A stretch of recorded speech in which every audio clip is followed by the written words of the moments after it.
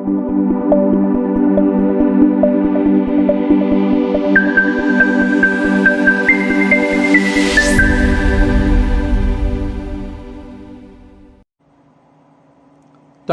தமிழ் மக்களுக்கும் முதல் வணக்கம். நம்ம காப்பி-டெக் சேனலில் இப்போ பார்க்க போகிற வீடியோ எதை பற்றினது அப்படின்னா, சென்னையில் பெருங்குடி அப்படின்னு சொல்லிட்டு ஒரு ஏரியா இருக்குது. ஸோ அந்த ஏரியாவில் இருந்து நம்மளோட சப்ஸ்கிரைபர் நம்மகிட்ட மிஷின் பர்ச்சேஸ் பண்ணுன்றதுக்காக நம்ம ஆஃபீஸ்க்கு வந்திருந்தாங்க. ஸோ அவங்களோட ரெக்குயர்மெண்ட் என்ன அப்படின்னு நம்ம கேட்டு தெரிஞ்சுக்கிட்டோம். அது என்ன அப்படின்னா, அதே பெருங்குடியில் அவங்க வந்து ஒரு ஷாப் வந்து ரன் பண்ணிகிட்ருக்காங்க. ஸோ அதில் வந்து குழந்தைங்களுக்கான அந்த பொம்மை, அந்த டாய்ஸ் எல்லாமே வந்து வச்சுட்ருக்காங்க.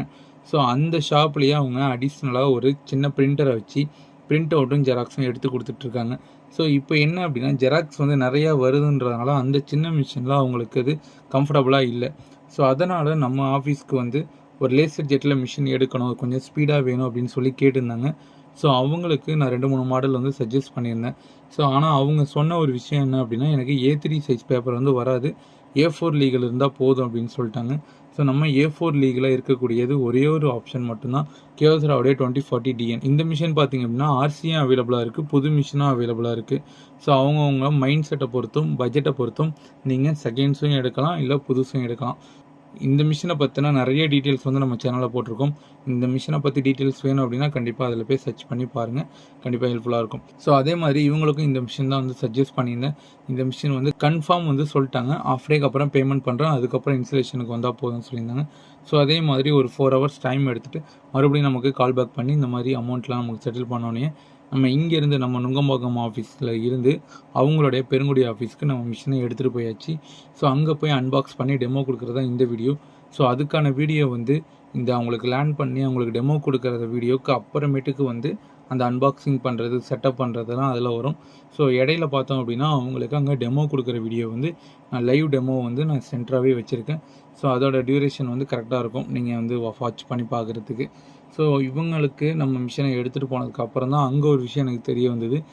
இவங்க வந்து ஆஃப்லைனில் மட்டும் இல்லை, ஆன்லைன்லேயும் வந்து சேல் பண்ணுறாங்க அப்படின்னு சொல்லியிருந்தாங்க. ஸோ அதோட டீட்டெயில்ஸ் என்னென்னு கேட்குறப்போ இவங்க வந்து அமேசானில் ஒரு டீலர்ஷிப் வச்சுருக்காங்க. இவங்களுடைய ப்ராடக்டை யாராவது பர்ச்சேஸ் பண்ணுறாங்க அப்படின்னா ஸோ இவங்க கையால் பேக் பண்ணி அந்த பார்சலை அந்த பர்சனுக்கு வந்து சென்ட் பண்ணுறாங்க. ஸோ இந்த விஷயத்த தனியாக சொல்கிறதுக்கு ரீசன் என்ன அப்படின்னா, நம்ம வந்து எவ்வளோ இடத்துக்கு போயிருக்கோம், எவ்வளோ பேருக்கு வந்து இன்ஸ்டலேஷன் பண்ணியிருக்கோம்.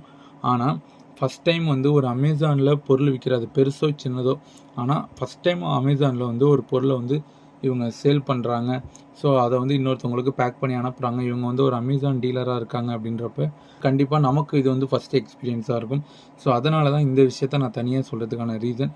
இவங்கள மாதிரியே ஒரு அடிஷ்னலாக ஒரு ஜெராக்ஸ் மிஷின் வாங்கணும், இல்லை நீங்கள் அப்டேட் பண்ணணும், இந்த மாதிரி டவுட்ஸ் இருந்துச்சு, நீங்கள் சென்னை கிடையாது தமிழ்நாட்டில் எங்கே இருந்தாலும் சரி கண்டிப்பாக கால் பண்ணி ஒரு சஜஷன் கேட்டுக்கோங்க. இதேபோல் காப்பி-டெக் சேனலுடன் இணைந்திருங்கள். நன்றி. அவ்வளோதான்.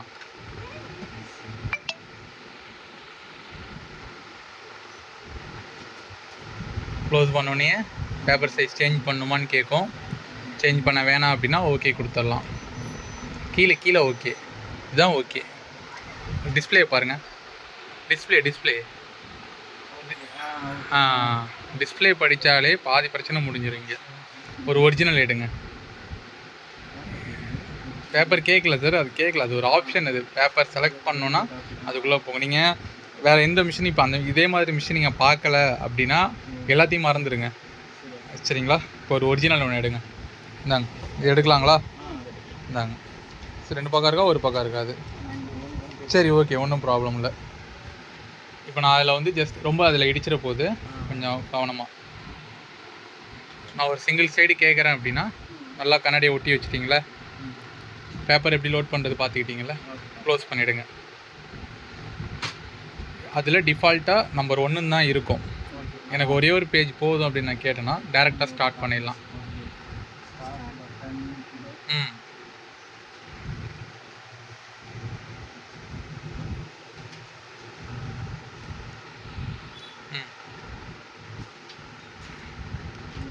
இப்போது ஃப்ரண்ட் அண்ட் பேக் கேட்குறேன் அப்படின்னா அதில் ஃபங்க்ஷன் மெனு அப்படின்னு சொல்லிட்டு ஒரு ஆப்ஷன் இருக்குது பாருங்கள், எங்கே இருக்குன்னு பாருங்கள்.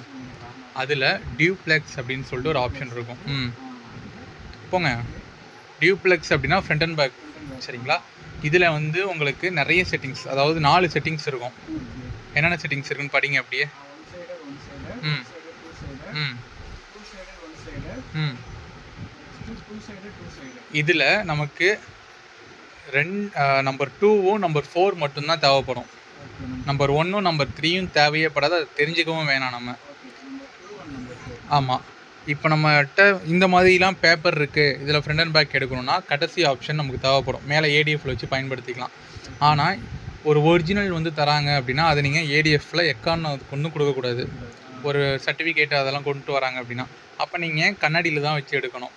அதில் வச்சு எடுக்கிறதுக்கு 1 சைடட் 2 சைடட். கண்ணாடியில் வச்சு எடுக்கிறதுக்கு 1 சைடட் 2 சைடட். ம் ஓகே கொடுத்துருங்க. கம்ப்யூட்டர் ஆகிடுச்சா? இப்போ ஸ்டார்ட் பண்ணுங்கள்.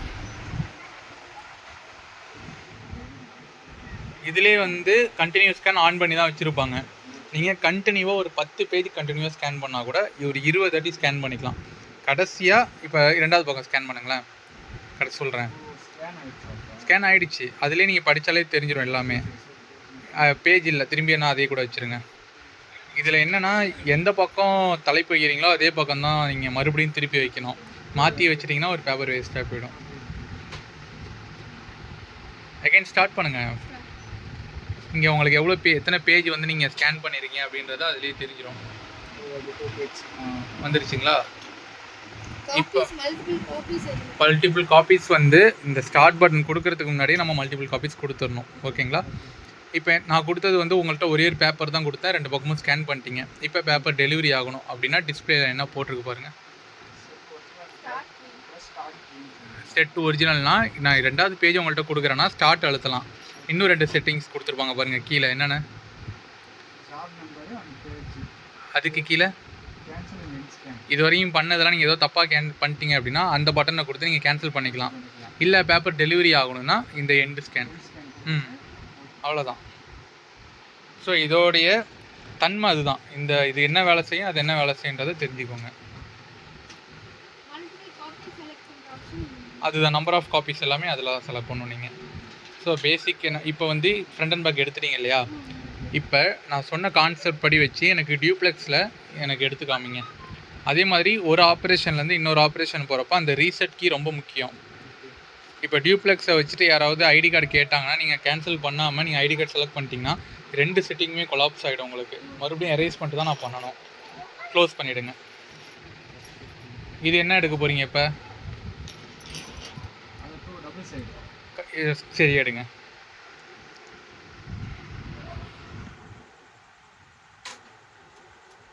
ரீசெட் பண்ணிட்டீங்களா? தெரியாது, ஆனால் ரீசெட் பண்ணதில் உங்களுக்கு டிஃப்ரென்ஸ் எதுவும் தெரியாது. பட்டன்ஸ் மட்டும் 2 to 3 டைம்ஸ் அழுத்திக்கோங்க. அவ்வளோதான்.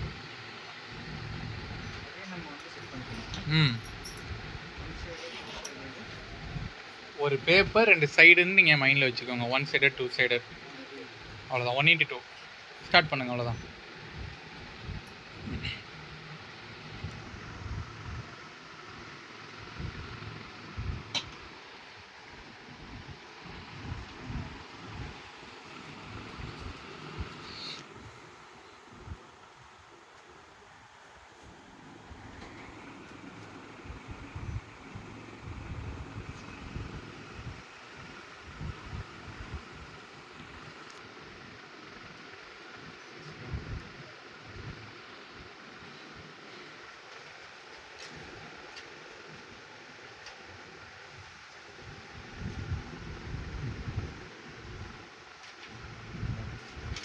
டபுள் சைட் கரெக்டாக எடுத்துறீங்களா? இப்போ நான் கடைசியாக 4வது ஆப்ஷன் சொன்னேன்ல, அதையும் எப்படின்னு பார்த்துருங்க. அது எடுக்கிறப்ப ப்ரொசீஜர் என்னென்னா கண்ணாடியில் எந்த ஒரிஜினலும் இருக்கக்கூடாது. ஒரு ஒரிஜினலை இப்போ இந்த மாதிரி எடுத்துக்கோங்க. எடுத்துகிட்டு அந்த டாப் டோரை ஓப்பன் பண்ணுங்கள். அதை ஓப்பன் பண்ணுங்கள். பேப்பரை உள்ளே வைங்க. இது ஒர்க் முடிஞ்சோடனே அதை க்ளோஸ் பண்ணிடணும் நீங்கள். சரிங்களா? இப்போ ரீசெட் பண்ணிக்கோங்க. இப்போ போங்க அதே மாதிரி மிஷன் மெனு. அது என்ன இருக்குது 4th ஆப்ஷனில்? மேலே 2 தாட்டி ஸ்கேன் பண்ணோம், கீழே 2 தாட்டி நமக்கு வந்து 2 பேஜ் பிரிண்ட் பண்ணோம். அதனால் 2 சைடட் 2 சைடு. இப்போ ஸ்டார்ட் பண்ணுங்கள்.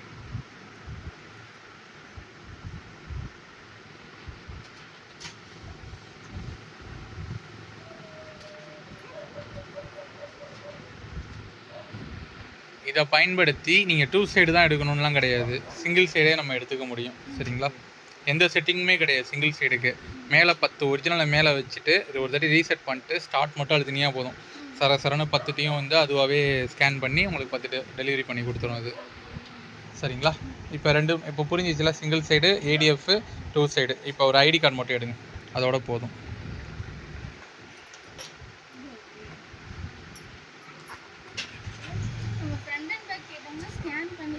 நீங்கள் வந்து மேலே கீழே எடுப்பீங்களா, பக்கத்தில் எடுப்பீங்களா சார்? பக்கத்தில் தான். சரி, ரீசெட் பண்ணிக்கோங்க. ஸோ இந்த மிஷினில் நம்ம 2 ஐடி கார்டும் எடுத்துக்கலாம். ஃபஸ்ட்டு ஒரு ஐடி கார்டு காப்பின்னு இருக்குல்ல, என்ன வந்திருக்கு, ரீகால்டு ப்ரோக்ராம் 1ன்னு வந்திருக்கு. இது வந்து மேலே கீழே எடுக்கிறதுக்கு. இது உங்களுக்கு பயன்படாது அப்படின்னா இது ரீசெட் பண்ணிடுங்க, கடைசியாக பார்த்துக்கலாம். நான் என்ன பண்ணியிருப்பேன்னா, இது 3 வந்து எம்டியாக இருக்கும். நமக்கு தேவையான செட்டிங்ஸை இதில் 3த்தில் சேவ் பண்ணிக்கலாம். ஸோ நான் இதில் 2வதுல வந்து நான் சேவ் பண்ணியிருக்கேன். லாஸ்ட் 2 சேவ் பண்ணல. அது என்ன ஃபீச்சர் என்ன தேவையோ நம்ம அது பண்ணிக்கலாம். அதே மாதிரி 2வது பட்டனை ப்ரெஸ் பண்ணிங்க. எக்காரணை கொண்டு அழுத்தி பிடிச்சிடக்கூடாது. அழுத்தி பிடிச்சிங்கன்னா இதில் உள்ள ப்ரோக்ராம் அதில் போய் சேவ் ஆகிடும். ஸோ பண்ணிட்டீங்க. ஒரு டாப் டோர் ஓப்பன் பண்ணுங்கள், வைங்க. அந்த கார்னர் போயிடணும், தேய்க்கக்கூடாது.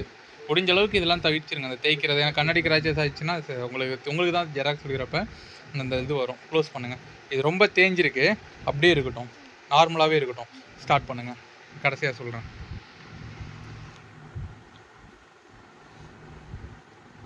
டக்குன்னு முடிஞ்சிடும் சார், வெயிட்லாம் பண்ண வேணாம். நீங்கள் வச்ச உடனே ஸ்டார்ட் பண்ணிங்களா, டிஸ்பிளே பாருங்கள், அவ்வளோதான். அதே சைடு அதே இடத்துல அப்படியே வைங்க.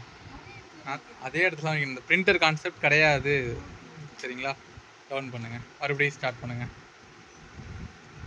இதுலேயே நீங்கள் 2 ஐடி கார்டை கூட இதே மாதிரி எடுத்துக்கலாம். 1 1 1 2 இப்படி வந்துடும். அவ்வளோதான், சூப்பர்.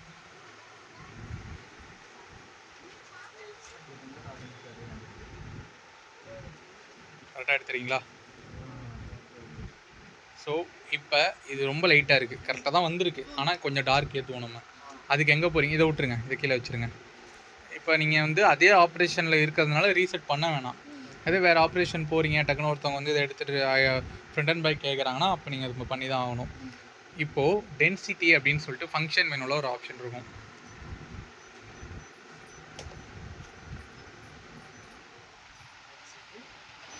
இருக்கா? அதில் 0ல் இருக்குங்களா? அப்போ வந்து ஒரு எவ்வளோ டார்க் வைக்கலான்னு பாருங்கள், கடைசி வரைக்கும். 4 வைக்கலாங்களா? ஒரு 2 வைங்க போதும். இப்போ நான் இதில் 2 காப்பி கேட்குறேன், அது அப்போ என்ன பண்ணுவீங்க? இப்போ இல்லை 2 கொடுத்துட்டாங்க. இல்லை கரெக்டு தான், அவங்க பண்ணது கரெக்டு தான். இப்போ 2 கொடுக்குறதுக்கு பதிலாக இப்போ ஒரு அவசரத்தில் 22ன்னு விழுந்துருச்சு. இப்போ என்ன பண்ணுவீங்க?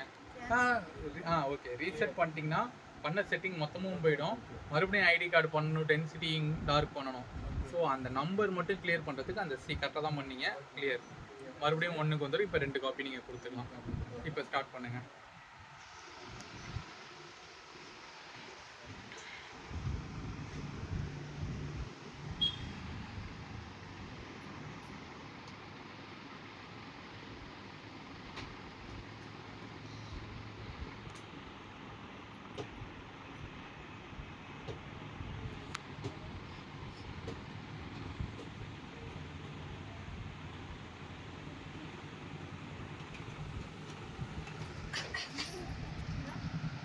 உள்ளதான் தெரியுதா டிஃப்ரென்ஸ் அதுக்கு இதுக்கும்? இது நீங்கள் ரொம்ப டார்க்காக இருக்குது அப்படின்னா இதே ஆப்ஷனை பயன்படுத்தி என்ன பண்ணுவீங்க, மைனஸ் பண்ணுவீங்க, அவ்வளோதான்.